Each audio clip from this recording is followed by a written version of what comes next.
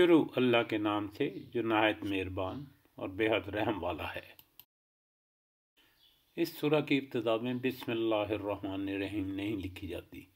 مفسرین نے اس کی متعدد وجوہ بیان کیے ہیں جن میں بہت اختلاف ہے، مگر صحیح بات وہی ہے جو امام راضی رحمۃ اللہ نے لکھی ہے کہ نبی صلی اللہ علیہ وسلم نے خود اس کے آغاز میں بسم اللہ نہیں لکھوائی تھی، اس لیے صحابہ کرام نے بھی نہیں لکھی اور بعد کے لوگ بھی اس کی پیروی کرتے رہے۔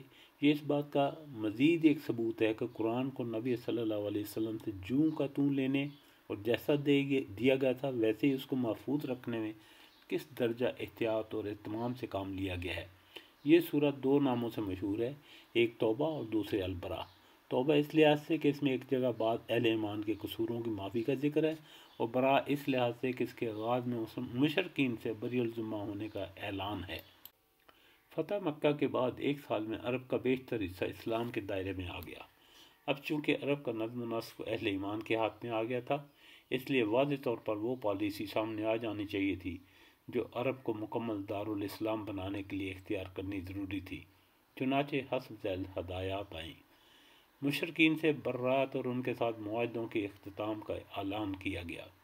کعبہ کا انتظام اہل ایمان کے ہاتھ میں آ جانے کے بعد بیت اللہ کے حدود میں شرک و جاہلیت کی تمام رسوم بند کر دی گئیں، مشرکین کا داخلہ منع کر دیا گیا، عرب کی مدنی زندگی کی تمام رسوم میں جاہلیت منسوخ کر دی گئی۔ عرب میں غیر مسلموں کا خود مختارانہ فرما روائی کو بزور شمشیر ختم کرنے کا حکم۔ وہ خود گمراہ رہنا چاہتے ہیں تو رہیں، مگر جزیہ دے کر، اسلامی اقدار کے مطیع بن کر۔ جو لوگ جنگ تبوک کے موقع پر بلا عذر معقول پیچھے رہ گئے تھے، ان کی نہایت شدت کے ساتھ ملامت کی گئی اور اسے ایک منافقانہ طرز عمل قرار دیا گیا۔ ان امور کو نظر میں رکھ کر سورۃ توبہ کا مطالعہ کیا جائے تو اس کے تمام مضامین بآسانی سمجھ آ سکتے ہیں۔ اے مسلمانوں، خدا اور اس کے رسول کی طرف سے اعلان برات ہے ان مشرکین سے جن سے تم نے صلح کا معاہدہ کیا ہوا تھا۔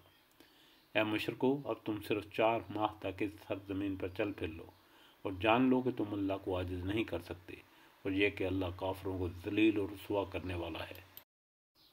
اللہ اور اس کے رسول کی طرف سے تمام لوگوں کو حج اکبر والے دن اعلان عام ہے کہ اللہ اور اس کا رسول مشرکین سے بری اور بیزار ہیں۔ اب اگر تم کفر سے توبہ کر لو تو یہ تمہارے لیے بہتر ہے، اور اگر تم نے اس سے روگردانی کی تو پھر جان لو کہ تم اللہ کو عاجز نہیں کر سکتے، اور اے نبی صلی اللہ علیہ وسلم، کافروں کو دردناک عذاب کی خوشخبری سنا دو۔